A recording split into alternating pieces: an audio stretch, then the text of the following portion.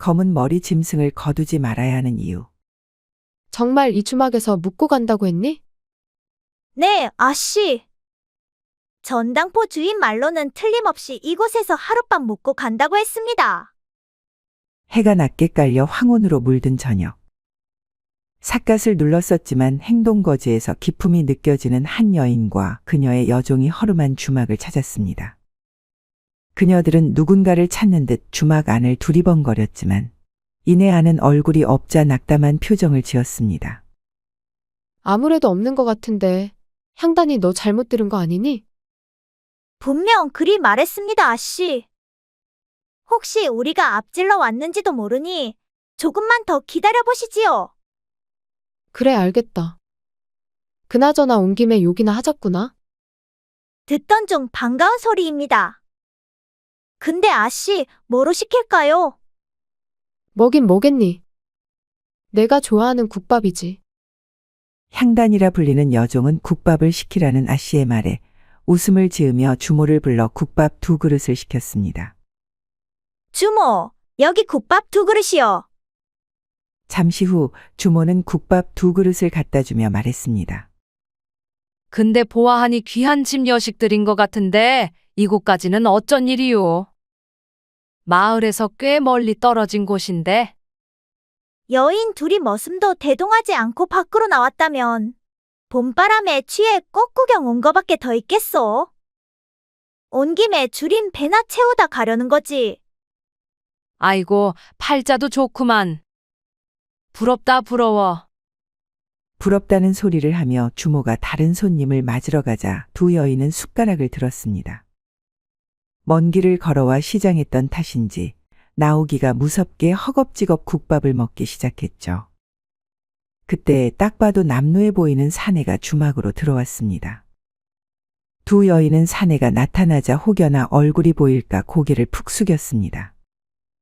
향단아, 저놈 맞지? 네, 아씨. 저놈이 돌쇠가 맞는 것 같습니다.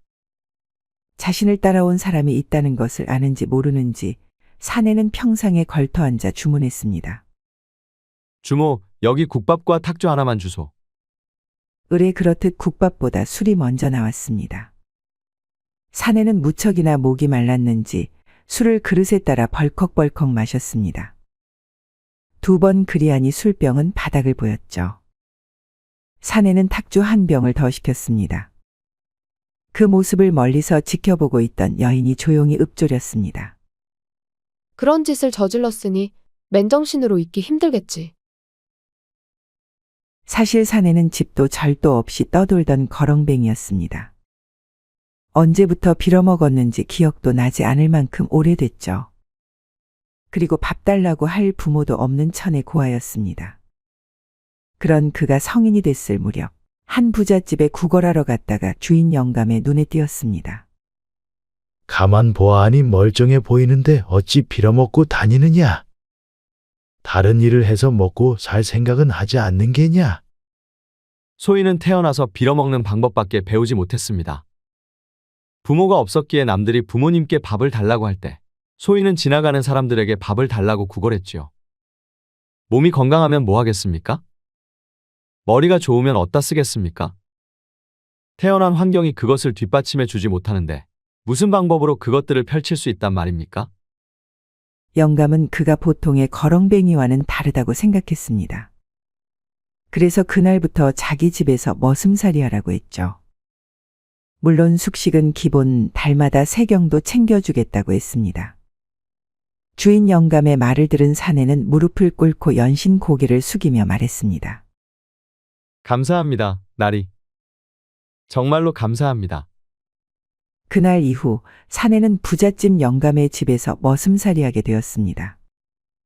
그의 이름은 돌쇠라 하였는데 거지로 살았지만 남들보다 체력이 좋고 머리도 좋았습니다. 그래서 가르쳐준 대로 열심히 일했고 시간이 지나면서 점차 주위 머슴들의 신뢰를 얻게 되었습니다. 부잣집 영감은 박참봉이라 했는데 그는 머리가 좋아 하나를 가르쳐주면 열을 아는 돌쇠가 무척 마음에 들었습니다. 그리하여 그의 능력을 키워주고자 서당에 다니게 했죠. 돌쇠야, 내일부터 마을에 있는 서당에 다니거라. 내 다 얘기해놨다.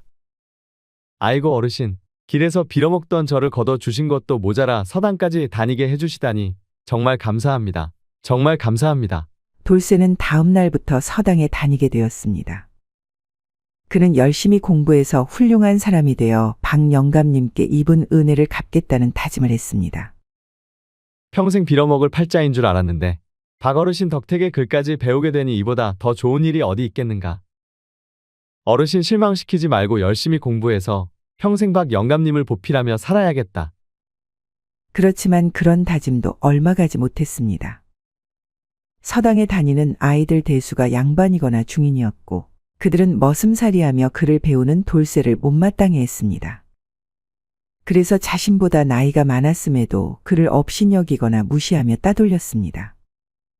그때부터 돌쇠의 마음속에선 양반에 대한 미움과 계급제에 대한 원망이 조금씩 피어나기 시작했습니다.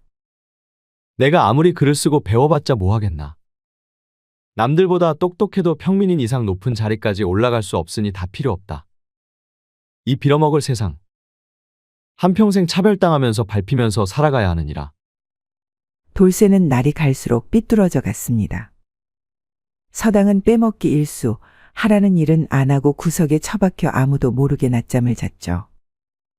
또한 세경으로 밖에서 술을 마시고 귀가하는 일도 잦아졌습니다. 하루는 보다 못한 박 영감이 그를 불러 말했습니다. 요즘 서당에도 안 나가고 하라는 일은 나 몰라라 하고 대체 뭐 하는 짓이냐? 대체 무슨 일이길래 그러느냐? 어르신, 전 앞으로 서당에 안 나가렵니다. 왜 그러느냐? 애들이 너를 따돌리기라도 하는 것이냐? 따돌리는 것은 아무렇지 않습니다. 오히려 그런 유치한 장난이면 다행이지요. 그것보다 서당에 다니면서 제 신분이 저라는 인간이 하찮게 느껴진 탓이 큽니다. 아무리 배우고 익혀봤자 미래가 변하지 않을 것이라는 것을 알기에 배우고 익히는 것은 하등 쓸모없는 일이라 생각돼 그렇습니다. 아니 이놈아, 앞으로 세상은 어찌 될지 모르는 거다. 너 역시 그러지 않았느냐? 몇 년 전까지 빌어먹고 살다가 우리 집에서 잘곡과 끼니 걱정 없이 마음 편히 살게 되지 않았느냐? 그러니 당장 필요 없다 생각지 말고 참고 다니거라. 싫습니다, 어르신. 아무리 어르신의 말씀이라도 그리하지 않겠습니다. 순간 좋게 타이르던 박 영감의 얼굴이 심하게 일그러졌습니다. 그러고는 화를 내기 시작했죠. 아니 이 고얀 놈이! 싫은 건 싫은 겁니다. 그러니 더 이상 저에게 이래라 저래라 마십시오. 이놈의 자식이! 박 영감은 순간 화가 나서 효자손으로 돌쇠를 때리며 말했습니다. 이놈이 불쌍해서 걷어줬더니만 지 주제를 모르고 끝없이 기어오르는구나. 내 말대로 하지 않을 거면 이 집에서 떠나거라. 내 널 더 이상 재워주고 먹여줄 수 없으니 짐 싸서 당장 나가란 말이다. 이 못 배워먹은 놈 같으니라고. 불쌍해서 걷어줬다는 박 영감의 말에 순간 돌쇠의 눈이 뒤집혔습니다. 그는 천천히 다가가 두 손을 올렸습니다. 그러고는 박 영감의 목을 조르기 시작했죠. 헉! 돌쇠는 그렇게 한참 동안 목을 조르고 있다가 문득 정신이 들었는지 손을 내리고는 박 영감의 안위를 살피기 시작했습니다. 하지만 그의 숨은 이미 끊어진 뒤였죠. 내가 어쩌자고 이런 짓을 평생 받들겠다 맹세했는데 어찌 이런 천벌 받을 짓을. 그는 넋이 나가 가만히 있다가 뭔가 생각난 듯 재빠르게 움직이기 시작했습니다. 먼저 사람들이 늦게 발견하도록 죽은 박 영감을 집안에 들이고 농에서 집문서와 땅문서, 귀금속을 챙겼습니다. 도망자 신세로 산다 하더라도 돈은 필요했기 때문이었죠. 대충 마무리한 뒤 그는 집 담벼락을 넘어 먼 곳으로 달아났습니다. 그리고 며칠 뒤 이 주막에 도착하게 되었고 여기서 하루 잔 다음 청나라로 떠날 생각이었던 것입니다. 술 먹고 있는 돌쇠를 보고 있던 향단이는 뭔가 생각났는지 조용히 맞은편 아씨에게 말했습니다. 전당포 사내가 말하길 저놈이 훔친 집문서와 땅문서를 모두 돈으로 바꾸려다 실패했다 합니다. 아마 품 안에 있을 것입니다. 아씨의 미간은 찌푸려졌습니다. 아버지를 죽인 것도 모자라 귀중품까지 훔쳐가다니. 관아에서 잡아가기 전에 내가 먼저 널 죽일 것이다. 그녀는 죽은 방 영감의 딸로서 관아에서 돌쇠를 잡아가기 전 자신이 직접 그를 처단하러 먼 곳까지 온 것이었습니다. 시간은 흘러 밤이 되었습니다. 두 여인은 주막 맞은편 숲에서 기척을 숨기고 사내가 나오길 기다리고 있었습니다. 아씨, 언제까지 기다려야 합니까? 그냥 안으로 들어가서 잡아 족치면 안 됩니까? 얘야, 그리하면 보는 눈이 많아서 저놈을 죽일 수가 없지 않느냐. 난 놈을 산채로 관아에 넘길 생각이 없다. 반드시 내 손으로 아버지의 원수를 갚을 생각이니라. 아무리 그래도 그렇지. 저놈이 안 나오면 어찌합니까? 아까 술을 2병이나 마시지 않았느냐? 분명 중간에 일어나 화장실에 갈 것이다. 둘이 얘기를 나누는 사이 때마침 방문이 열리더니 졸린 얼굴을 한 사내가 나왔습니다. 돌쇠였습니다. 그는 소변이 마려운지 바지춤을 붙잡고 뒷간으로 갔는데 문이 열리지 않았습니다. 박 영감의 딸이 아까 미리 손을 써놨기 때문에 열리지 않은 것이었죠. 그럴 줄 알고 내밀히 문을 막아놨지. 돌쇠는 뒷간에 문이 열리지 않자 소변을 눌 곳을 이리저리 찾았습니다. 그러다가 맞은편 수풀을 발견하고는 급히 뛰었습니다. 그곳은 2명의 여인이 숨을 죽이고 기다리고 있는 풀숲이었죠. 돌쇠는 바지춤을 내렸습니다. 그리고 시원하게 소변을 보고 있었는데 문득 뒤에서 인기척이 느껴졌습니다. 늦은 밤인데 거 갑자기 나타나면 내가 얼마나 놀. 그는 말을 끝까지 잊지 못했습니다. 그 짧은 찰나에 박 영감의 딸이 그의 목에 칼을 박아 넣었기 때문이었습니다. 아버지의 원수다. 이 짐승만도 못한 놈아. 돌쇠는 컥하는 소리를 내며 앞으로 고꾸라졌습니다. 그 사이 향단이는 돌쇠의 품을 뒤지더니 집문서와 땅문서를 꺼내 아씨에게 주었습니다. 맞습니다, 아씨. 이놈이 품 깊숙이 숨기고 있었네요. 그러게 다 알만한 동네 전당포에 가서 우리 집 문서를 팔아? 머저리 같은 놈. 이만 가자 향단아. 아, 아씨. 시체는 이리 두고 가면 어찌합니까? 내일 발견되면 어쩌려고요? 신경 쓰지 않아도 된다. 저리 놔두면 배고픈 호랑이가 먹겠지. 혹 그렇지 않더라도 떠돌이 거렁뱅이가 죽어 있는 것을 누가 신경이나 쓰겠느냐? 어서 가자. 박 영감의 딸은 그리 말하고 향단이와 같이 집을 향해 떠났습니다. 제 손으로 아버지의 원수를 갚았다는 뿌듯한 마음을 갖고 말이죠. 다음 날 풀숲에 죽어있는 돌쇠의 시신은 다행히도 발견되지 않았습니다. 밤사이 피냄새를 맡은 호랑이가 물고 간 덕택에 말이죠. 한편 박 영감의 딸은 집에 도착하자마자 아버지의 산소에 들렀습니다. 그리고 자신이 원수를 갚았으니 편히 쉬시라며 눈물을 흘리며 말했죠. 그 후로 박씨 집안을 이어받게 된 그녀는 하인들에게 거지가 오면 내쫓아버리고 검은 머리 짐승은 거두지도 말라며 신신당부했다고 합니다.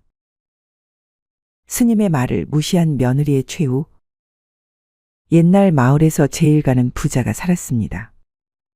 부자는 돈이 많아 행복한 삶을 살고 있는 것처럼 보였지만 겉보기와 달리 부인을 사고로 잃고 하나 남은 아들마저 병으로 잃은 탓에 매우 괴로운 삶을 살아가고 있었습니다. 다행히도 같이 살고 있는 며느리 덕택에 스스로 목숨을 끊는 멍청한 짓만은 하지 않았습니다. 하지만 그렇다고 해도 자신의 분신 같은 가족을 잃어버렸기에 그의 속은 엉망이었고 그것들은 성격으로 나타났습니다. 머슴들이 실수라도 하는 날에는 불호령이 떨어졌고 집으로 찾아온 거지는 매를 들어 쫓아냈습니다. 그리고 돈은 빌려가 갚지 못한 이들의 집과 밭을 빼앗기도 했죠. 어느새 그는 마을 사람들이 모두 싫어하는 돈만 많은 영감이 돼 있었습니다. 하지만 모두에게 그런 것은 아니었습니다. 며느리에게만은 그 누구보다 자상했죠. 하루는 성격이 더러운 부자의 집에 노승이 찾아왔습니다. 부처님께 시주하시고 공덕을 쌓아 내세에 큰 복을 받으십시오. 나무아미타불. 부자는 노승의 말에 마침 잘 됐다는 듯 눈에 불을 켜고 따지기 시작했습니다. 이보시오 땡중.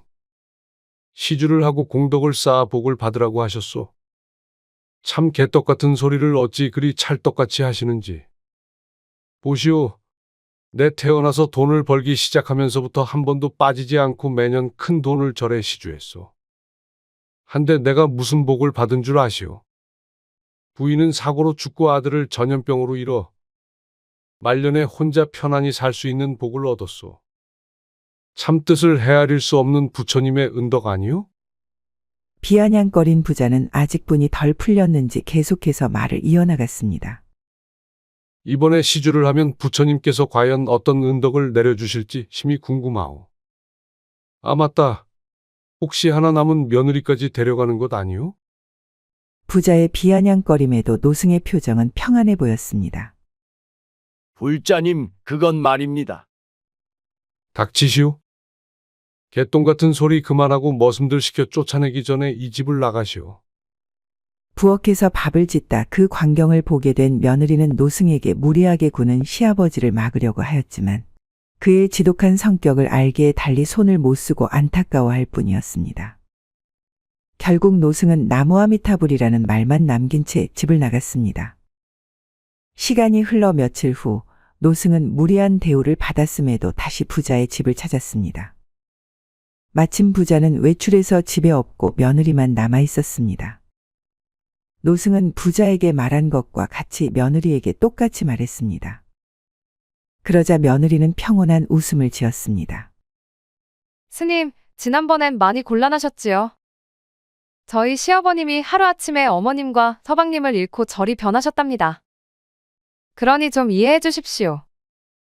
모든 것은 받아들이기 나름 이해하고 말고가 어디 있겠습니까? 다만 그분의 고통이 시간이 지날수록 옅어져 가기를 바랄 뿐입니다. 노승은 웃으면서 며느리를 향해 합장을 했습니다. 감사합니다, 스님. 그럼 잠시만 기다리십시오. 잠시 후 며느리는 자루 한 가득 쌀을 담아왔습니다. 그리고 불전함에 넣으라며 돈 10량도 건넸습니다. 노승은 매우 고마워했습니다. 그러다가 이내 근엄한 표정을 하고 며느리에게 말했습니다. 어젯밤 꿈에 마을에 홍수가 나 집이 떠내려가고 사람들이 빠져 죽는 광경을 보았습니다.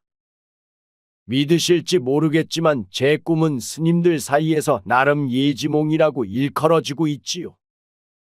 그러니 며칠 이내로 마을에 홍수가 날 것이니 잠시 동안 산으로 피난가 계십시오. 그리고 집에 미련을 두지 말고 멀리 피하되 산에 올랐으면 무슨 일이 있더라도 절대 뒤를 돌아보지 마십시오. 그것만 명심하시길 바랍니다. 진지한 스님의 말에 며느리는 고개를 끄덕이면서 꼭 그리하겠다 말했습니다. 며칠 뒤 먹구름이 잔뜩 끼더니 비바람이 몰아친 후 큰 비가 내리기 시작했습니다.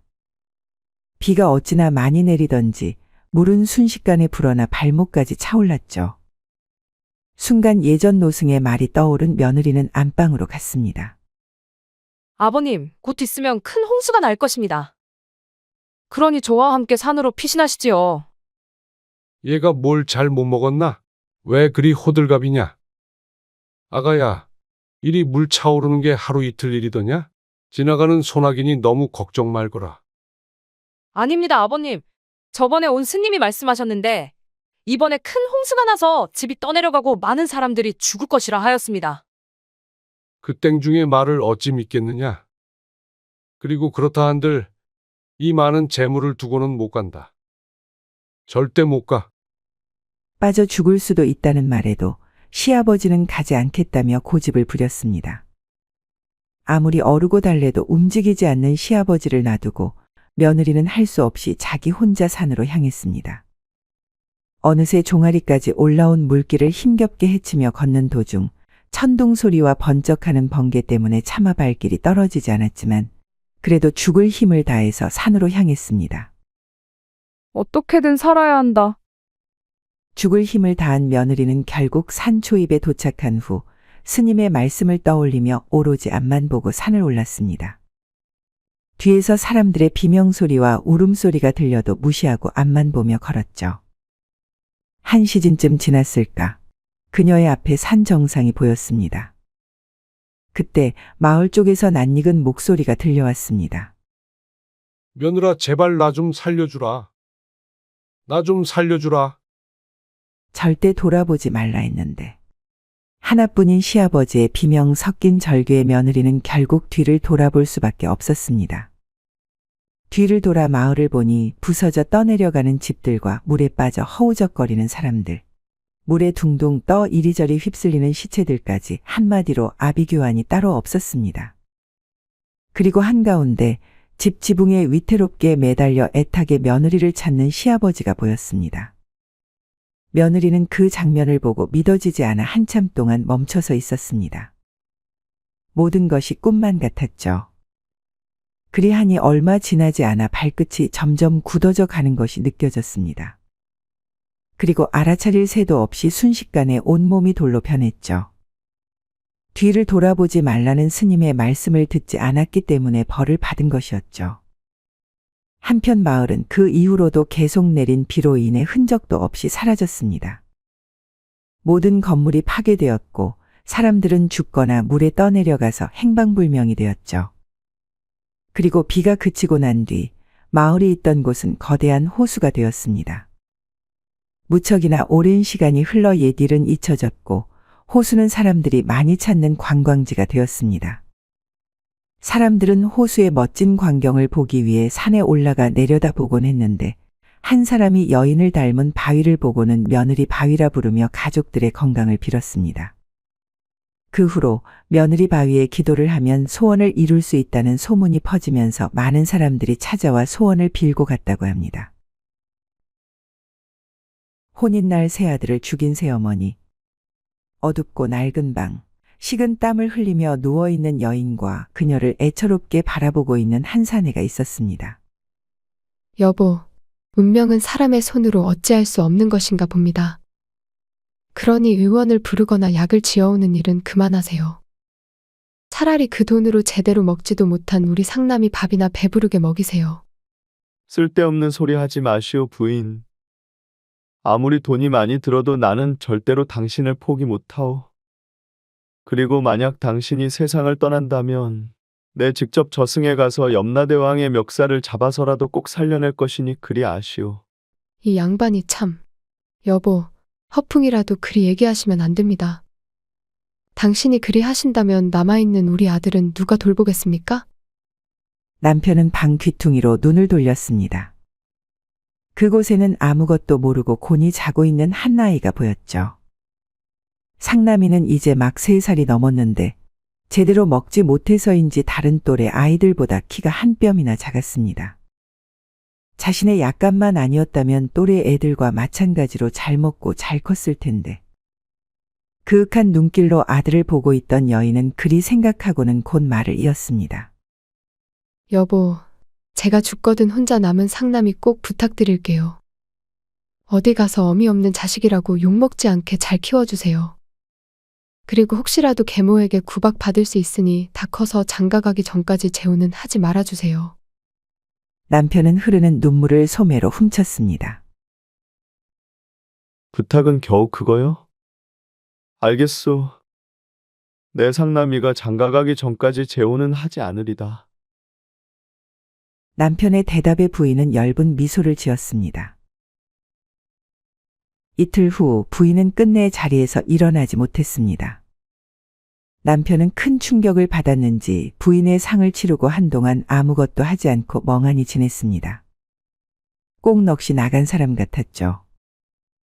하지만 그는 부인이 신신당부한 아들 생각에 정신을 차렸습니다. 그는 죽은 부인의 생각을 떨치고자 밤낮 없이 일했습니다.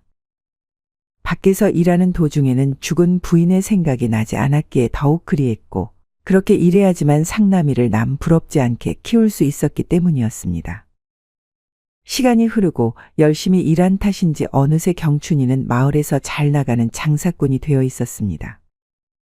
그가 가진 가게만 해도 시장 안에 3군데가 넘었고 곧 4번째 가게를 열 예정이었죠. 상남이도 어느덧 청년이 되었습니다. 상남이는 아버지의 바램대로 열심히 공부해 관직을 꿈꿨지만 헛된 꿈이었습니다. 워낙 머리가 돌인지라 하나를 배우면 열을 까먹는 천치였기 때문이었죠.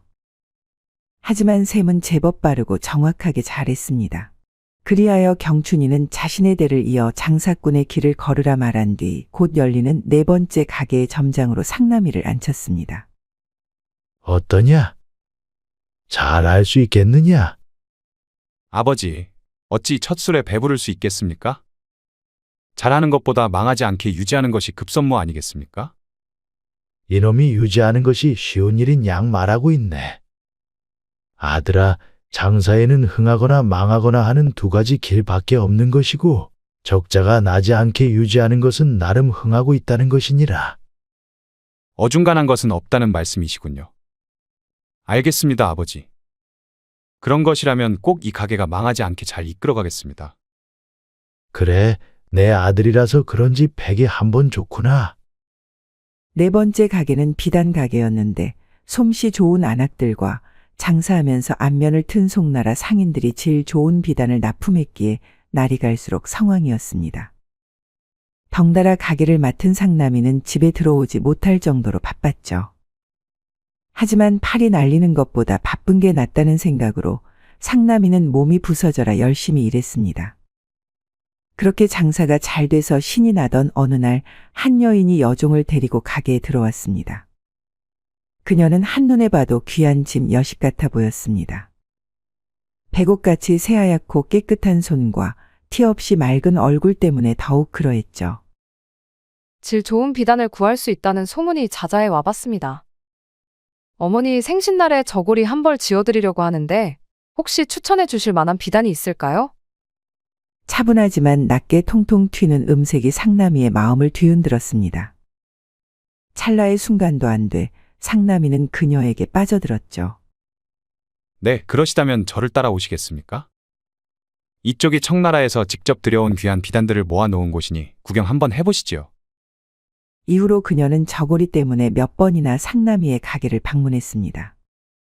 그녀는 마을 이양린의 첫째 딸인 이이주라 하였는데 상남이가 싫지 않았던지 가게를 들락날락하면서 가벼운 농을 건넸습니다. 상남이 또한 그녀가 올 때마다 질 좋은 다과를 대접하며 온갖 가머니설로 그녀의 마음에 들도록 노력했습니다.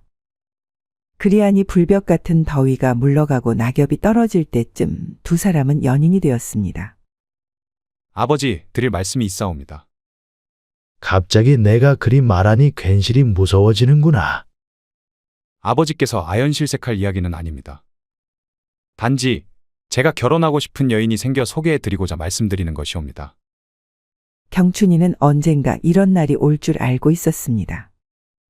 사실 그 역시 따로 만나는 여인이 있었는데 죽은 아내의 유언 때문에 재혼도 못하고 있는 실정이었죠. 그래서 아들이 혼이 날 여인을 소개해 주겠다고 했을 때 몹시 기뻐 춤이라도 추고 싶은 심정이었습니다. 왜냐하면 아들이 결혼해야 자신도 재혼할 수 있었기 때문이었죠. 너와 결혼하겠다고 하는 여인이 누구인지 매우 궁금하구나. 하지만 상남아, 찬물도 위아래가 있는 법 아니겠냐? 며느리 될 사람을 소개받기 전에 먼저 내 새엄마가 될 사람을 소개시켜주고 싶구나. 안 그래도 커다란 상남이의 눈이 더욱 커졌습니다. 네? 새엄마라고요? 그래, 사실 내가 몇 년 전부터 한 여인을 만나고 있었다. 너무 마음에 들어 재혼하려고 했지만 죽은 내 엄마의 유언 때문에 그러지 못했지. 하지만 이제 내가 결혼한다고 하니 더 이상 숨길 필요가 없지 않겠니? 아, 그리고 쇠뿔도 단 김에 빼랬다고 내일 식사 자리를 마련할 테니 함께 보자꾸나. 다음 날 한 여인이 집으로 찾아왔습니다. 그녀는 다나함과는 거리가 멀어 보였습니다. 눈꼬리는 하늘 높은 줄 모르고 솟아 있었고 분을 바른 흰 얼굴과 대비되는 붉은색 입술은 매우 요염했습니다. 한눈에 봐도 끼가 많아 보이는 얼굴이었죠. 인사해라. 내 새엄마가 될 사람이다. 어머, 내가 이 집의 장남 상남이구나. 아버지를 닮아서 그런지 얼굴이 환하고 귀티가 흐르는 게 여자 꽤나 올렸겠구나. 천박해 보이는 여인의 말투에 상남이는 살짝 쓴웃음을 지으며 인사를 드렸습니다. 여인은 이어서 말했습니다. 지금 시내에서 비단 가게를 맡고 있다지? 네, 그렇습니다. 어머, 듣던 중 반가운 소리다. 이 옷도 슬슬 질려서 새로 사려고 하던 참인데, 새 엄마가 되면 선물로 비단 옷 한 벌쯤은 해줄 거지? 물론이죠. 상남이는 떨떠름한 표정으로 대답했습니다. 함께 모여 저녁밥을 먹고 집으로 돌아갈 줄 알았던 여인은 가지 않았습니다. 그 날부터 아버지와 함께 안방에서 지냈습니다. 아버지, 아직까지 그 여인과 함께 사시는 겁니까? 이놈아, 그 여인이라니. 춘하라는 예쁜 이름이 있는데 아직까지 그 여인이라 부르느냐? 네, 그러면 그 춘하라는 분은 언제 집으로 돌아가십니까? 안 간다. 식만 안 올렸지. 이미 그녀는 이 집 사람이니라. 아버지, 제가 결혼하기 전까지는 재혼하지 않는다고 하시지 않으셨습니까? 상남아, 난 춘하 씨와 재혼한 것이 아니다. 그냥 같이 사는 거지. 그리고 내 결혼식도 다음 달 아니더냐. 그러면 어머니 자리에 누구라도 앉아 있는 게 사돈 어른들이 보기에도 좋지 않겠니? 그래서 이왕 이렇게 된 김에 같이 살려고 하는 것이다. 아버지는 상남이가 결혼하기 전에 새어머니를 들여 혼례식에 모자람이 없어 보여야 한다는 핑계를 댔습니다. 상남이는 아버지의 말에 그저 고개를 끄덕일 수밖에 없었습니다. 핑계야 어찌됐든 자신을 생각해준 그 마음이 감사해 모르는 척 넘어가기로 한 것이었죠. 어느덧 상남이와 희주의 결혼식 날이 되었습니다. 어머, 아가야, 오늘따라 왜 이리 이쁘니? 중국의 양귀비가 조선으로 시집 왔다고 해도 믿겠다, 야. 그리고 이 비녀 좀 봐. 새하얀 백옥이네, 백옥. 어쩜 그리 내 피부색과 잘 맞는 것을 골랐니? 아휴, 부러워라, 부러워. 어머니, 참으로 부끄러운 말씀이시옵니다. 괜시리 송구스럽네요. 결혼식 전 새어머니가 며느리가 될 사람에게 농을 걸어 긴장을 풀어주는 모습을 본 상남이는 지금껏 자신이 새어머니에 대해 잘못 생각하고 있었다며 반성했습니다. 그리고 식이 끝나고 나면 조촐하게나마 두 분의 재혼식을 올려드려야겠다고 생각했습니다. 어느덧 정신없던 결혼식과 패백식이 끝났습니다. 몇 시간 만에 새 신랑과 새 신부가 된 두 사람은 몹시 지쳐 쓰러질 지경이었습니다. 그리하여 식이 끝난 뒤 간단한 인사만을 남기고 마련된 신방으로 들어갔습니다. 경추는 그 모습을 보고 마당으로 나왔습니다. 그러고는 한입 베어문 것 같은 달을 보면서 혼잣말했습니다. 여보, 이제야 드디어 아들 녀석을 장가 보냈어. 보니까 며느리도 아주 참하고 예쁜 게 둘이 잘 맞는 천생연분 같아서 내 마음이 얼마나 좋은지 모르오. 그의 눈에는 어느덧 그렁그렁 한 눈물이 맺혀 있었습니다. 시간은 흘러 깊은 새벽. 춘하는 경춘이 자는 것을 확인하고 뒷마당으로 향했습니다. 뒷마당에는 검은 옷을 입은 사내가 그녀를 기다리고 있었는데 춘하는 그에게 와락 안겨 말했습니다. 서방님, 아무에게도 들키지 않고 잘 처리할 수 있죠? 그럼 내 예전에 백정으로 밥 먹고 살지 않았나? 힘이 장사 같은 짐승들도 한 방에 보냈는데 매갈이 없는 사람이야 식은 죽 먹기 아니겠나? 그니까 너무 걱정하지 않아도 되네. 오늘 밤 아무도 모르게 처리해 주셔야지만 우리가 같이 살 수 있답니다. 그럼 서방님만 믿고 있겠습니다. 춘하의 조용하고 간드러진 목소리를 뒤로하고 검은 옷을 입은 사내는 신방 쪽으로 걸음을 옮겼습니다. 다음 날 아침, 상남의 품에서 깬 희주는 너무 놀라 까무러쳤습니다. 어젯밤만 해도 무탈했던 상남이가 목에 피를 흘리며 쓰러져 있었기 때문이었습니다. 희주는 우선 코에 손가락을 대보고 그것도 모자라 손목에 몇 가지 짚었지만 안타깝게도 상남이는 이미 숨을 거둔 뒤였습니다. 서방님, 이게 대체 어찌 된 일입니까? 혼이 난 지 하루 만에 신랑을 잃은 희주는 원통함과 비참함에 하염없이 눈물을 흘렸습니다.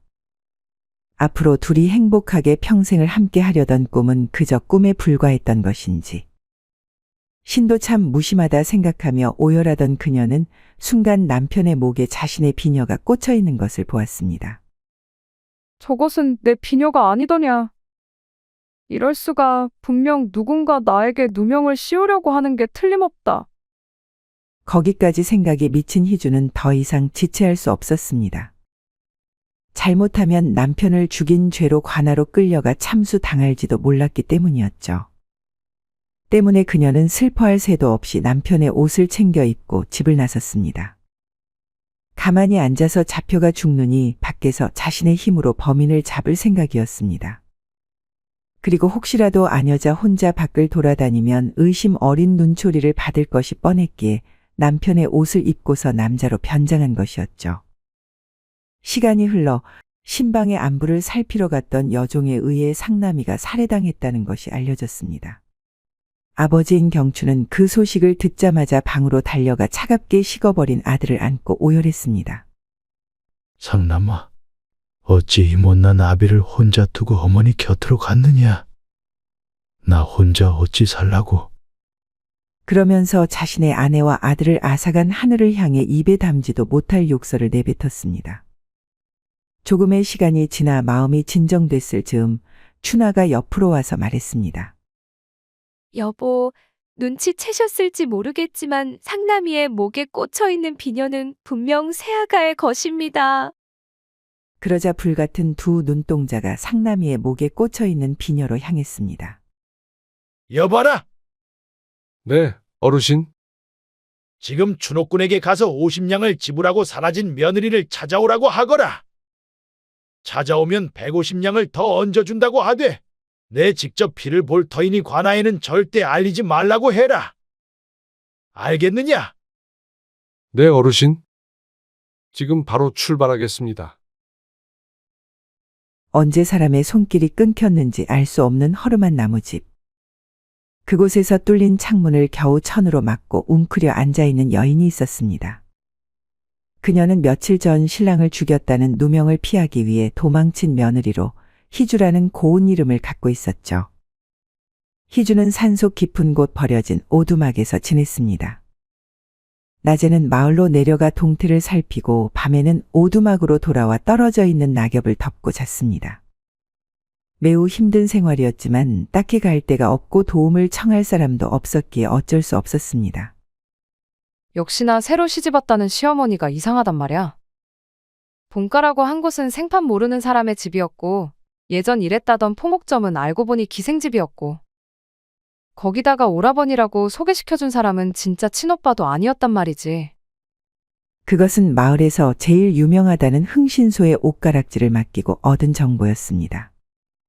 수상한 점이 한두 가지가 아니야. 분명 시어머니가 시댁 재산을 노리고 이 일을 꾸민 것 같은데 확실한 물증이 없으니 관아에 고발할 수도 없고. 참 난감하단 말이지. 한참을 집중해서일까. 꼬르륵 소리에 문득 정신을 차린 희주는 마을에서 얻어온 주먹밥으로 끼니를 때우고 자리에 누웠습니다. 너무 고단하니 머리도 돌아가지 않는구나. 오늘은 이만 자고 내일 일어나 다시 생각해야겠다. 낙엽 더미에 몸을 묻은 그녀는 혹여나 찬바람이 얼굴 사이로 들어올까봐 얼굴까지 낙엽을 덮었습니다. 다행히도 사이에 공기가 들락날락거려서 숨은 막히지 않았습니다. 한참 시간이 흐르고 죽은 듯이 잠자고 있던 희주는 갑작스레 들리는 목소리에 깜짝 놀라 잠에서 깼습니다. 오라버니, 그러니까 이것만 국에 타먹이면 끝이라는 말이죠? 그것이 시어머니의 목소리라는 것을 알아챈 순간 희주의 몸에는 닭살이 돋았습니다. 그렇지. 그것만 몇 방울 떨어뜨리면 쥐도 새도 모르게 이승과는 안녕이라니까. 내 그것을 구하러 저 먼 울산항까지 다녀왔으니 꼭 실수하지 말고 요긴하게 써라.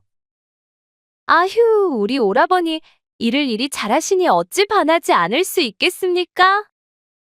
아이고, 고마 낯간지러운 소리는 집어치우고 꼭 잊지 말고 내일 아침에 영감 국에 넣어라.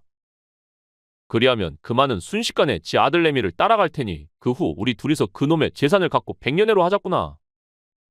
이곳이 원래 둘만의 미뢰 장소였는지 두 사람은 희주가 있을 거라는 생각도 못하고 상남이에 이어 그의 아버지까지 도구로 죽일 계획을 짜고 있었던 것이었죠. 뭐가 좋은지 희덕거리던 두 사람은 떠나고 죽은 듯이 낙엽 아래에서 숨어있던 희주는 그제서야 굳은 몸을 풀 겸 밖으로 나왔습니다. 어서 빨리 이 사실을 아버님께 전해야 한다.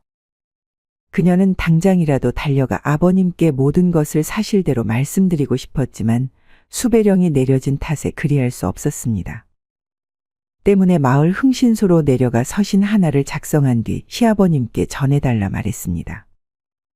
의뢰비는 귀걸이 한쪽이었죠. 다음 날 아침, 춘하는 여종을 시키지 않고 직접 남편의 아침상을 차렸습니다. 아들을 잃어서 몸이 안 좋은 남편을 위해 직접 보양식을 만든다는 이유를 대면서 말이죠. 그리고 다 만들어진 백숙을 그릇에 담고 품속에서 종지를 꺼내 몇 방울 떨어뜨렸습니다. 그것은 보거 독이었죠. 상을 차려 안으로 들어가니 심각한 표정을 하고 있는 남편이 보였습니다. 여보, 아무리 힘들어도 산 사람은 살아야 하지 않겠습니까? 그런 의미에서 제가 특별히 백숙을 준비했으니 어서 잡수시고 힘내세요.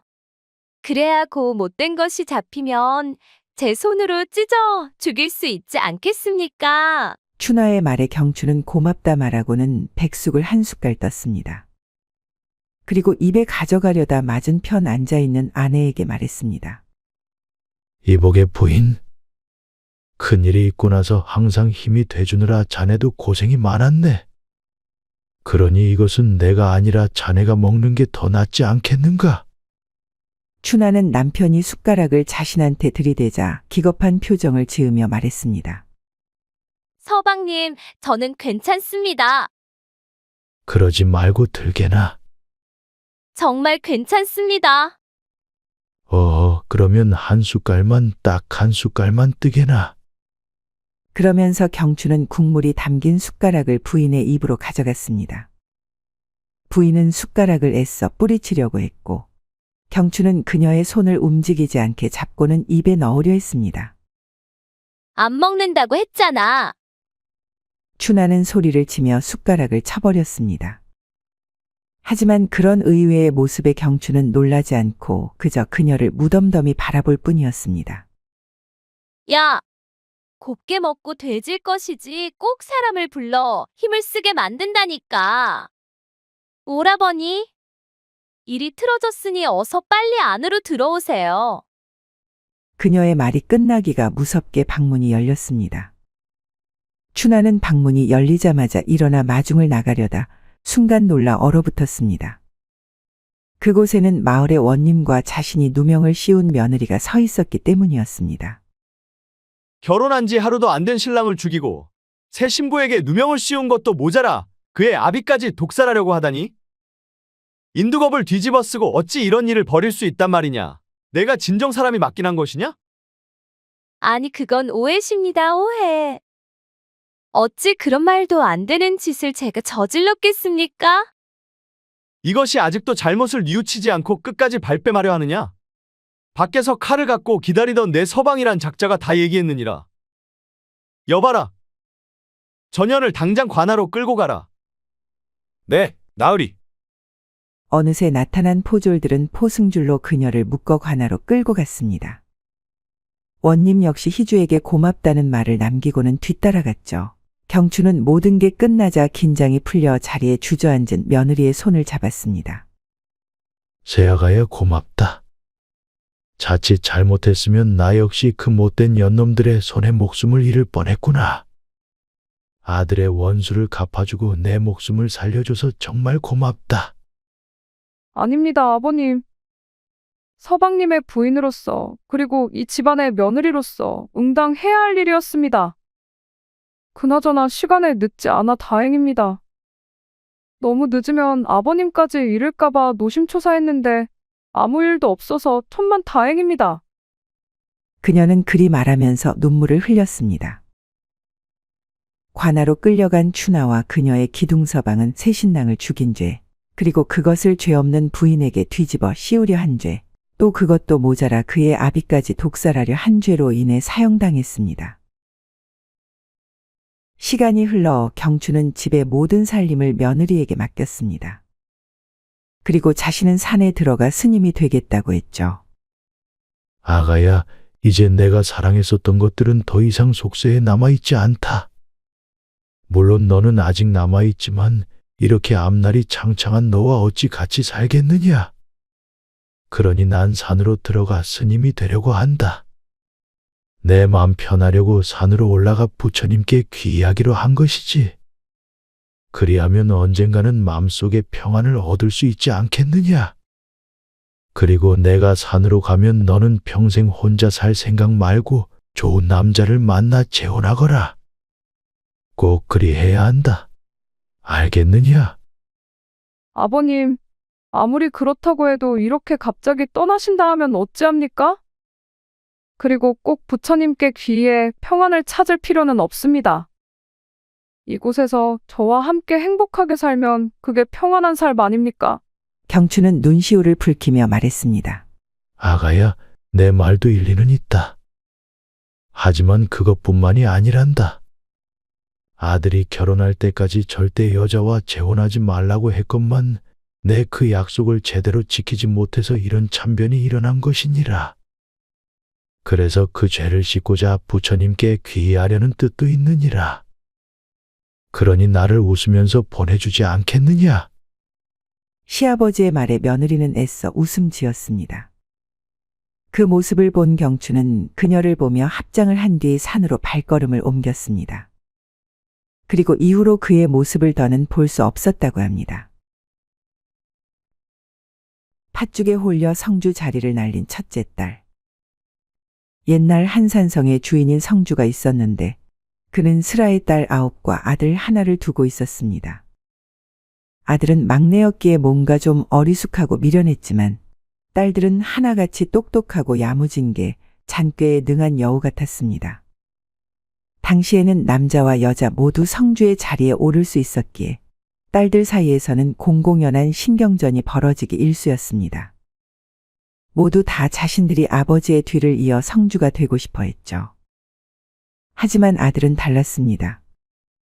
그는 권력에는 관심이 없었고 그저 가족들과 함께 편안하고 행복한 삶을 살길 바랄 뿐이었습니다.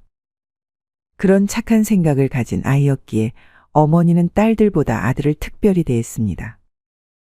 모두와 함께 잘 어울려 살고 싶어하는 마음, 그것이 백성들을 이끌어가는데 가장 필요한 덕목이라 여겼기 때문이었습니다.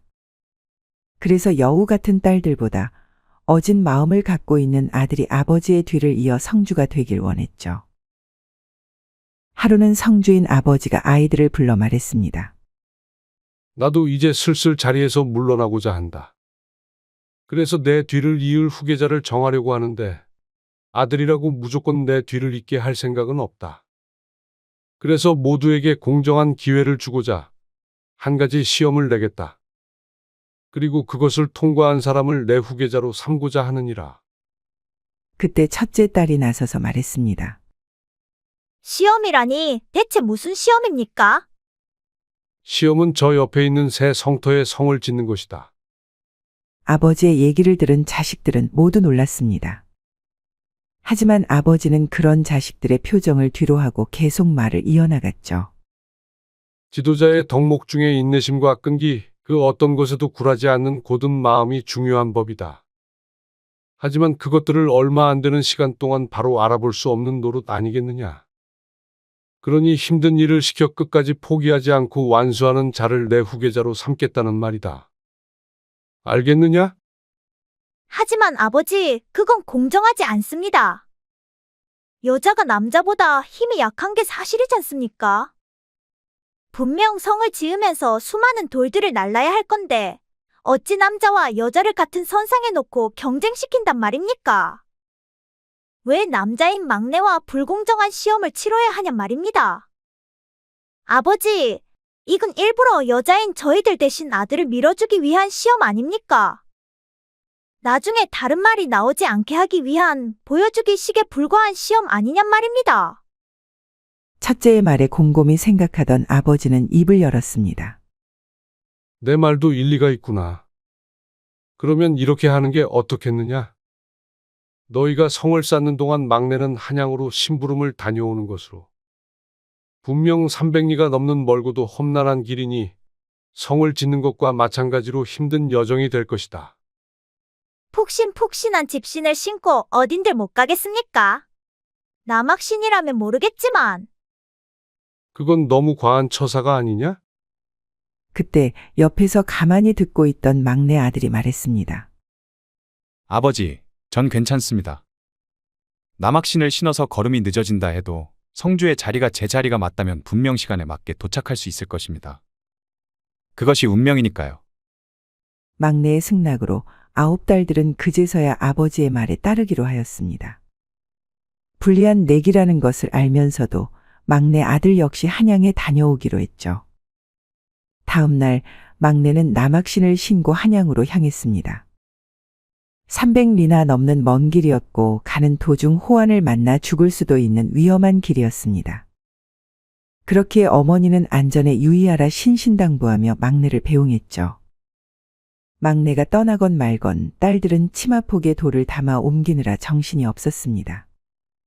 돌덩이들은 하나같이 우악스럽게 생겨서 여자의 몸으로 그것들을 옮긴다는 것은 무척 힘든 일이었습니다. 물론 옆에서 도와주는 남자 일꾼들도 있었지만 어디까지나 그들과 같이 일해야 한다는 것으로도 곱게 자란 여자들에게는 분명 쉬운 일이 아니었죠. 하지만 그녀들은 돌을 갖고 옮길 때마다 성주의 길에 가까워진다는 생각으로 힘을 냈습니다. 잠시 동안 힘들어서 성주의 권력을 얻을 수만 있다면 뭔들 못하겠냐는 마음이었죠. 그렇게 몇 달이 흘렀습니다. 성을 짓는 일이 워낙 고된 일이었던지 거의 완성되어 갈 즈음엔 9이나 되던 딸들 중에 첫째만이 홀로 남았습니다. 손톱도 다 갈리고 엄지 발톱은 아예 빠져버리고 몸 군데군데 멍 안 든 곳이 없네. 하지만 이 고생도 오늘이면 끝이다. 동생 놈이 오기 전에 성을 완성시키면 내가 이 새로운 성의 성주가 되는 것이지. 그러니 조금만 더 힘내자. 그때 성이 얼마나 지어졌나 궁금하여 구경 온 어머니는 거의 다 완성된 성을 보고 놀랐습니다. 이렇게 된다면 첫째 딸이 성주가 되는 것은 시간 문제였죠. 그리하여 재빨리 집에서 큰 가마솥을 가져와 팥죽을 쑤기 시작했습니다. 팥죽의 고소한 향기는 다 지어가는 성내 곳곳으로 퍼져나갔고 가뜩이나 힘든 일을 하는 첫째의 식욕을 돋구었습니다. 어느새 다가온 첫째가 말했습니다. 어머니, 이거 흔하디 흔한 팥죽 아닙니까? 한데 팥죽에서 어찌 이리 고소하고 달콤한 냄새가 나는지 마치 냄새에 꿀 발라놓은 것 같습니다.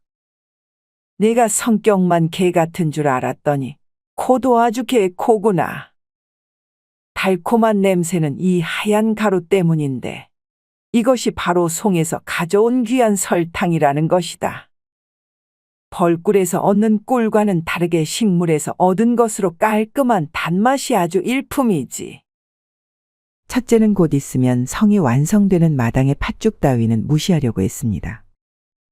하지만 어머니가 특별히 송에서 가져온 설탕의 맛이 무척이나 궁금했기에 자신도 모르게 상 앞에 가서 앉았죠. 여기 한 그릇 맛보거라. 아주 달달하고 고소한 게 내 입맛에 딱 맞을 거다. 어머니가 그리 말하자 첫째는 못 이기는 척 팥죽을 받아 한 숟갈 떴습니다. 어머니가 말한 대로 팥죽은 고소하고 달콤했는데 그것은 꿀의 단맛과는 또 다른 맛이었죠. 팥죽은 막 끓여내서인지 무척 뜨거웠고 노쇠 그릇에 담겨져 있어 쉽사리 넘기기 어려웠습니다. 그래서 첫째는 얼른 먹고 자리에서 일어나려고 했지만 그리 할 수 없었습니다. 그렇다고 팥죽을 포기하고 일하러 갈 수도 없었죠. 특별히 송나라에서 들여온 설탕이 들어간 음식인데 어찌 포기할 수 있겠습니까? 그래서 첫째는 있는 힘껏 입으로 호호 불어가며 먹기 바빴습니다. 그리 힘들게 팥죽을 먹고 있을 때 밖이 소란스럽더니 한양에 갔던 아들이 도착했다는 기별이 들려왔습니다. 아들은 거지 행색을 하고선 발을 절뚝거리며 돌아왔는데 그의 손에는 아버지의 심부름으로 가져온 물건이 들려 있었습니다. 막내야, 무사히 돌아왔구나. 어머니 그간 무탈하셨습니까? 300리가 넘는 먼 길을 돌아 막내가 이제야 돌아왔습니다. 어머니는 무사히 돌아온 아들을 기뻐하며 안아주었습니다. 반면 첫째 딸은 그 장면을 보자마자 팥죽이 목에 걸려 죽을 것만 같았습니다. 성에 돌 몇 개만 올리면 완성인데 눈앞에 팥죽에 눈이 멀어 성주의 자리를 뺏기니 무척이나 원통할 따름이었죠. 그렇게 막내는 9의 누이들과의 시험에서 이겨 아버지의 대를 이어 성주가 되었습니다. 그리고 성주가 된 후에 착한 마음씨를 바탕으로 백성들을 위한 어진 정치를 펼쳤다고 합니다. 물론 9딸들은 그녀들이 지은 성에서 살다가 명을 달리했고 성주가 된 막내의 명으로 성 아래 특별한 공간을 마련해 묻어주었다고 합니다. 그래서 지금도 청원군 내수읍에 있는 구녀성에 가면 딸 9의 묘가 한 곳에 모여 있다고 하죠. 머리를 밀지 않는 스님.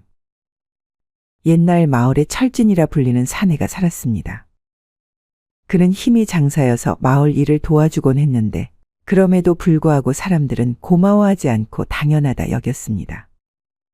그가 백정의 자식이라는 이유에서였죠. 철진이 역시 부려먹기만 할 뿐 먹을 것도 주지 않는 마을 사람들이 야박하다 생각하지 않았습니다. 그들은 자신보다 신분이 높았기에 매질이나 당하지 않으면 다행이라 여겼죠. 하지만 아무리 매정하다 해도 나중에 도움이 필요할 때는 자신을 모른 척하지는 않을 거라 은연중에 믿고 있었습니다. 그렇지만 마을 사람들은 철진이의 생각대로 정이 많은 이들이 아니었죠. 어머니가 아파서 약이 필요했던 어느 비 오는 밤, 철진이는 어머니의 약값을 빌리러 온 동네를 누비고 다녔습니다. 하지만 단 한 명도 그에게 약값하라며 돈을 쥐어주는 이는 없었습니다. 오히려 더해 겨우 그깟 일 때문에 곤히 잠자고 있는 자신을 깨우냐며 소리치는 이도 있었죠. 결국 약값을 마련하지 못해 하나뿐인 어머니를 보내던 날, 철진이는 더 이상 마을 사람들에게 잘해주지 않겠다고 다짐했습니다. 아니, 오히려 자신을 도와주지 않은 그들에게 복수하겠다는 마음을 먹었습니다. 철진아, 마을 입구에 큰 소나무가 쓰러졌는데 가서 좀 치워라. 마을 어르신들 다니는데 걸리적거린다. 어머니가 돌아가시고 난 지 얼마 안 돼서 마을 사람이 찾아와 말했습니다. 싫습니다. 그리고 그걸 왜 저에게 시키십니까? 그럼 힘센 내가 해야지 누가 하냐? 다들 바쁘고 힘도 약한데 내가 해줘야지. 그럼 나는 안 바쁩니까? 그리고 제가 힘들 때 도와주지도 않는 이들을 왜 도와줍니까? 이놈이 보자 하니까 버릇없이 구네. 너 진짜 크게 한번 혼나볼래? 해보시오. 그 허약한 몸으로 어디 나를 크게 혼내보시오. 대신 그리하지 못한다면 역으로 크게 당할 것입니다. 부릅뜬 철진이의 눈을 본 마을 사람은 궁시렁대며 뒤돌아 떠났습니다. 그리고 그 후로 몇 사람이 더 찾아왔지만 철진이는 겁박하여 그들을 돌려보냈죠. 변한 철진이의 소식은 온 마을에 퍼졌습니다. 마을 사람들은 그를 버릇없는 놈이라고 욕하고 뒤에서 헐뜯었는데 그것은 돌아 결국 철진이의 귀에 들어갔습니다. 그는 예전 같으면 웃어 넘겼겠지만 이제는 당하고만 살지 않겠다는 생각이었죠. 그래서 험담을 하는 사람을 찾아내 가만두지 않겠다 다짐했습니다.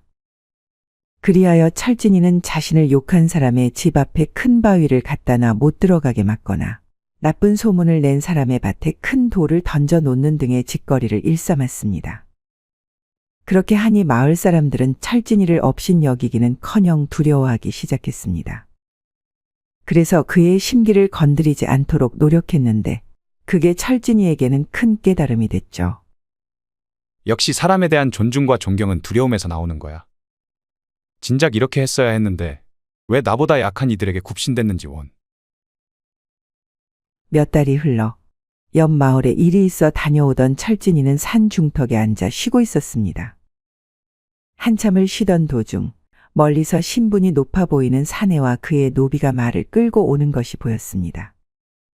어느덧 그들은 철진이가 쉬고 있는 곳까지 왔습니다. 여봐라. 도련님께서 시장하여 점심을 드셔야 하니 여서 물러거라. 뭐시오? 왜 내가 내 놈 주인이 밥을 먹는데 비켜줘야 하오? 철진이는 어이가 없어 노비에게 눈에 쌍심지를 키고 말했습니다. 그러자 옆에 있던 선비가 노비를 말리며 말했습니다. 이복에 내 대신 사과하겠네. 이놈이 온 지 얼마 안 돼서 사람 못 가리고 아무한테나 그런 것이니 마음이 넓은 자네가 너그럽게 용서해 주길 바라네. 무척이나 정중한 말투였지만 철진이는 그의 예의 바른 모습이 괜시리 안 입고 왔습니다. 그래서 그들을 두들겨 패주고 싶었기에 선비의 멱살을 잡고 말했습니다. 종놈의 잘못은 잘못 가르친 주인의 잘못 아니겠느냐? 그러니 내 녀석을 죽지 않을 만큼 때려 내 종놈이 너를 말에 싣고 가게 하겠다. 말이 끝나기가 무섭게 철진이는 선비를 향해 주먹을 휘둘렀습니다. 하지만 선비는 유연한 몸동작으로 그의 주먹을 피했죠. 허! 이 사람이 진짜! 이복에 이만하면 됐지 않나? 직접 사과를 했는데 받아주지도 않고 왜 속 좁은 소인배처럼 구는 것인가? 계속 그리한다면 나 또한 가만히 있지 않을 걸세. 철진이는 자신의 주먹을 요리조리 피하면서 말하는 선비가 얄미웠습니다. 그리하여 쉬지 않고 선비를 향해 주먹을 휘둘렀죠. 그러자 한동안 피하기만 하던 선비가 철진이의 머리를 잡더니 높이 뛰어올랐습니다.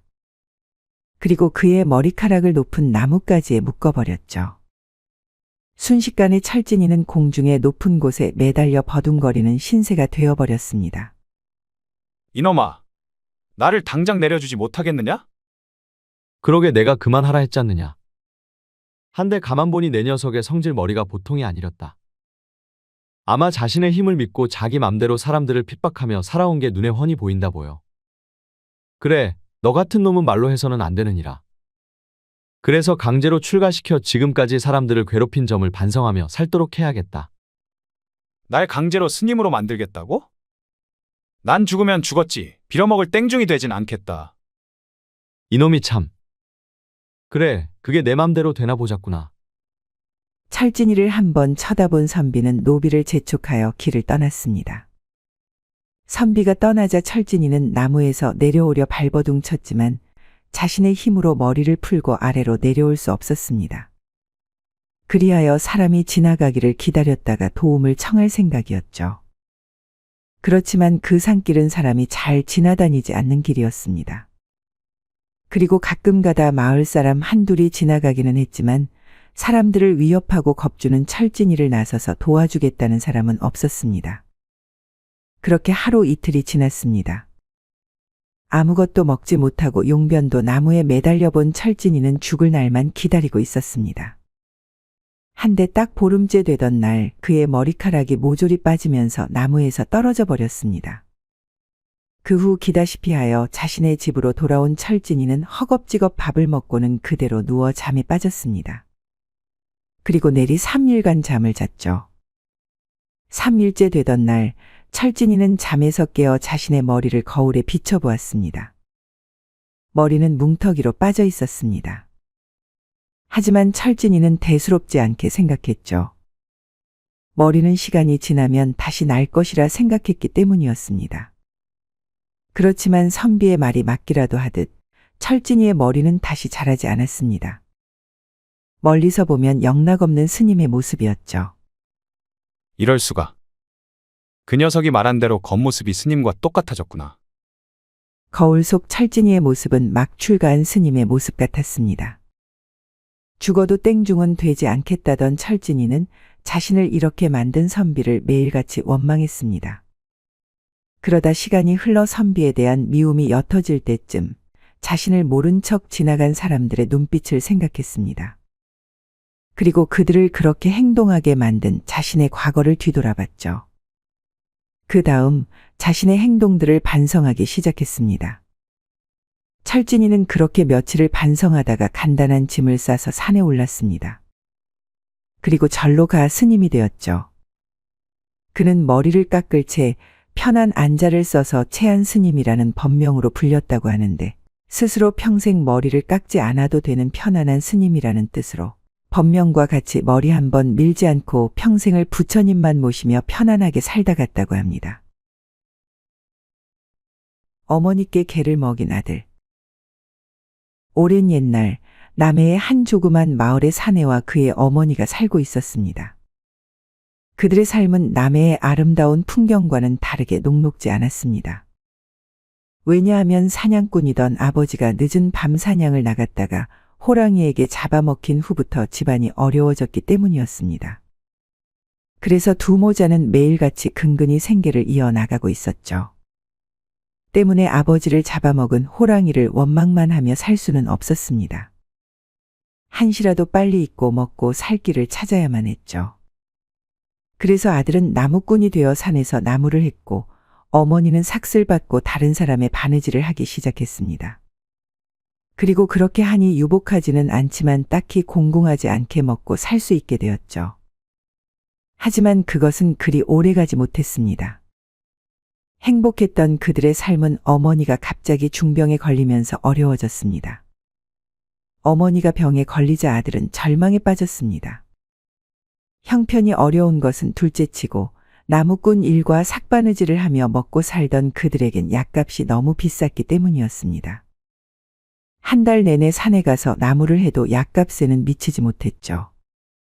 거기에다 어머니가 병으로 일을 하지 못하게 되어 수입은 줄어든 상황이었습니다. 그리하여 아들은 낮에는 나무 일을 하고 밤에는 새끼줄을 꼬아 집신을 만들어 내다 팔았습니다. 그리하여 겨우 약을 사서 어머니께 먹일 수 있었죠. 하지만 몸이 부서져라 일에 어머니의 약값을 마련했지만 안타깝게도 어머니의 병세는 점점 더 악화되었습니다. 힘들게 일해서 번 돈으로 산 약이 아무 소용도 없었던 것이었죠. 시간이 지나면서 어머니의 병세는 더욱 악화되어 고열에 시달리며 잠 못 드는 일이 많아졌습니다. 때문에 간병하던 아들도 걱정 때문에 쉽게 잠들 수 없었죠. 그런 어느 날 어머니의 병간호를 하다 깜빡 잠이 든 그는 꿈에서 한백발의 노인을 만났습니다. 내 멀리서 지켜보다 너희 모자에 딱한 사정이 마음에 걸려 이렇게 꿈에 나타나게 되었다. 내 어머니의 병은 일반 약재로는 치료할 수 없는 병이니라. 그러니 내가 아무리 용을 쓰며 약값을 마련해도 소용이 없었던 것이지. 자신의 고생이 말짱 도루묵이었다니. 아들은 백발의 노인이 해주는 말에 충격을 먹었습니다. 그럼 어찌해야 합니까? 이대로 어머니가 돌아가시길 기다려야만 합니까? 걱정하지 말거라. 방법이 없다면 왜 내가 이렇게 내 꿈에 나왔겠느냐? 하지만 그 방법이란 게 참 어려운 일이라서 말이지. 그게 무엇입니까? 알려만 주신다면 어렵다 하더라도 꼭 하겠습니다. 그러니 저를 국률이 여기시어 제발 알려주시기 바랍니다. 이런 말을 해서는 안 되지만 내 특별히 너를 딱히 여겨 말해주겠다. 네 어머니의 병을 낫게 하려면 100마리의 개를 잡아 먹여야 하느니라. 어때? 할 수 있겠느냐? 100마리의 개를요? 그렇고 말고. 그리고 사람의 손으로 100마리나 되는 개를 잡는 것은 어려우니 내게 호랑이로 변할 수 있는 도술책을 하나 주마. 그러니 그것을 유용하게 쓰거라. 말이 끝나기가 무섭게 아들은 잠에서 깨어났습니다. 그리고 꿈인지 생시인지 분간을 못해 멍해 있었는데 옆에 놓인 책을 보고는 소스라치게 놀랐죠. 딱 봐도 비범해 보이는 책이었습니다. 그는 책을 짚고 펼쳐보았는데 거기에는 호랑이로 변할 수 있는 주문이 적혀 있었습니다. 아버지를 잡아먹은 호랑이로 변하는 책이라니. 아들은 운명이 참 얄궂다 생각했지만 어머니를 구할 수 있다면 뭔들 못하겠냐는 생각에 책을 갖고 밖으로 나갔습니다. 마침 금음달이 떠 있어서 주위는 칠흑같이 어두웠기에 호랑이로 변신한다 한들 마을 사람들이 알아챌 염려는 없었습니다. 아들은 책을 펼쳐 주문을 외웠습니다. 그러자 그의 몸은 길게 늘어나면서 몸 곳곳에서 털이 나기 시작했고 몇 분 지나지 않아 몸집이 큰 호랑이로 변했습니다. 이게 가능하다니 어찌 이런. 놀람도 잠시 그는 재빠르게 산에 올랐습니다. 그날부터 아들은 밤마다 주문을 외워 호랑이로 변했고 산에 가서 들깨를 잡아왔습니다. 그리고 그것을 요리하여 어머니께 대접했죠. 약감 내기도 빠듯할 텐데 어디서 난 고기냐? 운 좋게 산에 갔다가 죽은 지 얼마 안 된 들깨를 얻었습니다. 그러니 걱정하지 말고 맘껏 드시고 몸보신하세요. 믿지는 않았지만 어머니는 아들이 힘들게 구해온 고기를 거절할 수는 없었습니다. 그리고 한 숟갈 뜨는 순간 몇 년 만에 먹어보는 고기여서 그런지 입에서 살살 녹았기에 그런 것쯤은 신경 쓰지 않게 되었습니다. 아들 역시 생명을 잡아 죽인다는 두려움과 죄책감에 휩싸였지만 개를 먹고 나서 어머니의 건강이 서서히 회복되는 것을 보며 자신의 선택이 틀리지 않았다고 생각했습니다. 그리하여 매일 밤 호랑이로 변해 개를 사냥하러 나갔죠. 그러던 어느 날 어머니는 깊은 밤 아들이 책을 갖고 밖으로 나가는 것을 보았습니다.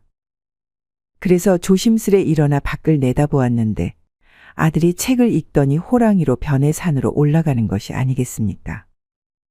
그녀는 자신의 남편을 잡아먹은 호랑이로 변하는 아들을 보고 매우 놀랐습니다. 또 한편으로는 분노도 일었죠. 내가 어찌 내 아버지를 잡아먹은 그 못된 요물로 변한다는 말이냐? 아무리 내게 고기를 먹이기 위함이라 한들 내가 그것을 보고도 기뻐할 줄 알았더냐? 그녀는 아들이 남편의 원수로 변하게 된 것이 자신의 탓이라고 생각했습니다. 그리고 그 사실을 용납할 수 없었습니다. 때문에 아들이 남기고 간 책을 집어들고 부엌으로 가서 부뚜막에 던져버렸죠. 분명 그녀는 그리하면 아들이 다시 사람으로 돌아올 것이라 생각했습니다. 하지만 그것은 크나큰 오산이었죠. 새벽녘이 되어 들깨를 입에 물고 나타난 아들. 그는 주문을 외워 사람으로 변하려 했지만 아무리 찾아도 책이 보이지 않자 절망감에 빠졌습니다. 그리고 그 모습을 옆에서 지켜보던 어머니는 그제서야 자신이 큰 실수를 한 것을 깨달았죠. 얘야, 그 책이 없으면 다시 사람으로 돌아오지 못하는 것이냐. 사람의 말을 할 수 없었던 아들은 그저 고개를 끄덕일 뿐이었습니다. 어머니는 재빨리 부엌으로 가서 부뚜막을 뒤져보았지만 책은 이미 다 타버린 뒤였습니다. 점점 날이 밝아 마을 사람들이 깨어날 시간이 되자 호랑이로 변한 아들은 산으로 도망쳤습니다. 그리고 어머니는 멀리서 그 모습을 보며 눈물을 흘릴 뿐이었죠. 결국 사람으로 다시 돌아올 수 없게 된 아들은 산속으로 들어가 산짐승들을 잡아먹으며 살았습니다. 비록 몸은 짐승이었어도 항상 마음 한켠에는 인간으로서의 삶에 대한 그리움과 어머니에 대한 사랑만은 남아있었기에 가끔 깊은 밤 아무도 모르게 먼 발치에서 자신의 집을 바라보며 썩을픈 소리로 울고는 했습니다. 그렇게 세월은 흘러 아들을 호랑이로 만들었다는 죄책감을 안고 살던 어머니는 세상을 떠났습니다. 그리고 그 사실을 알게 된 아들은 하루 종일 울었고 그것을 들은 마을 사람들은 안타까워했습니다. 그녀의 아들이 호랑이로 변한 것을 알았고 때문에 그것이 어머니를 그리워하는 아들의 소리라고 믿었기 때문이었죠. 그리고 더 시간이 흘러 호랑이가 죽고 난 뒤 호랑이로 변한 아들이 살던 동굴이 마을 사람들에 의해 발견되었습니다.